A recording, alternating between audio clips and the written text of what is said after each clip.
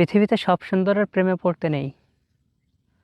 সব সুন্দর জিনিসে যা ভালো হবে বিষয়টা এরকমের না।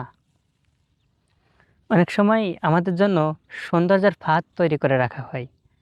আমরা যখন সেই ফাঁদে পা দিই তখন আমাদের জীবনটা বিষণ্ণ হয়ে যায়, একদম বিপন্ন হয়ে যায়, কখনো কখনো নিঃশেষ হয়ে যায়। ঠিক আমার সামনে যদি খেয়াল করেন, এত সুন্দর ফুল ফুটে আছে, দেখে মনে হচ্ছে আকাশ থেকে বুঝি নক্ষত্ররা মাটিতে নেমে এসেছে। ফুলগুলো দেখে দূর থেকে কিন্তু এরকম সুন্দরই মনে হচ্ছে, কিন্তু এই ফাঁদের ভিতরে লুকিয়ে আছে নিষ্ঠুরতা। বাংলাতে একটা প্রবাদ আছে না, মুখে মধু অন্তরে বিষ। ঠিক তারই বাস্তবিক রূপ হচ্ছে এই ফুলগুলো আর এই গাছটা। এই গাছের নাম পার্থেনিয়াম। অনেক এলাকায় এটাকে ক্যান্সার গাছ হিসেবেও চেনা হয়।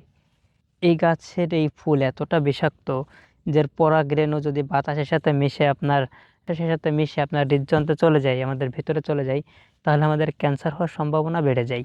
শুধুমাত্র তাই নয়, এই গাছটা ফসলের জমিতে থাকলে ফসলে প্রায় 60 থেকে 70 ভাগ উৎপাদন কমিয়ে দিতে পারে। তবে সব থেকে মজার এবং চমকপ্রদ ভয়ঙ্কর তথ্য হলো, এই গাছে থেকে 4 ধরনের ক্ষতিকারক রাসায়নিক নির্গত হয়, যার কারণে এর নিচে আপনি কোনো গাছ দেখতে পারবেন না। অর্থাৎ এই গাছগুলোর যেই একদম সোজাসুজি যে নিচে যে জায়গাটা আছে, এখান দিয়ে আপনি আর কোনো গাছ দেখতে পারবেন না। 1947 সালে মেক্সিকো থেকে বেঙ্গল অ্যাক্টের মাধ্যমে যে গমের সাহায্য এসেছিল, তার থেকেই ভারতীয় উপমহাদেশে এই গাছগুলো ঢুকে পড়ে এবং এখন বাংলাদেশে প্রচুর পরিমাণে দেখা যাচ্ছে। ইতিমধ্যে ভারতের ঝাড়খণ্ড এবং অস্ট্রেলিয়ার কিছু অংশ ফসলি জমি একদম আবাদ করার অনুপযোগী হয়ে পড়েছে এই গাছের কারণে। এই গাছগুলো এতটাই ভয়ঙ্কর যে একটা গাছ থেকে 70 থেকে 75 হাজার নতুন উদ্ভিদের জন্ম দিতে পারে। দেখুন, এই গাছে সাধারণত 3 থেকে 4 বার ফুল হয়।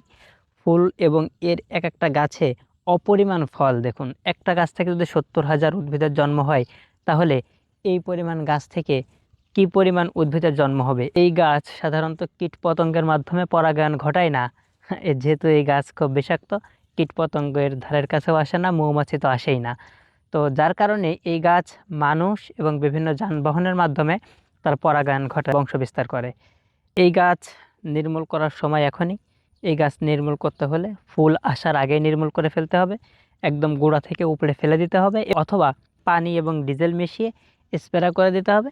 তাহলে এই গাছগুলো সমূলে ধ্বংস হয়ে যাবে এবং এখনই সময় এই গাছগুলোকে ধ্বংস করার।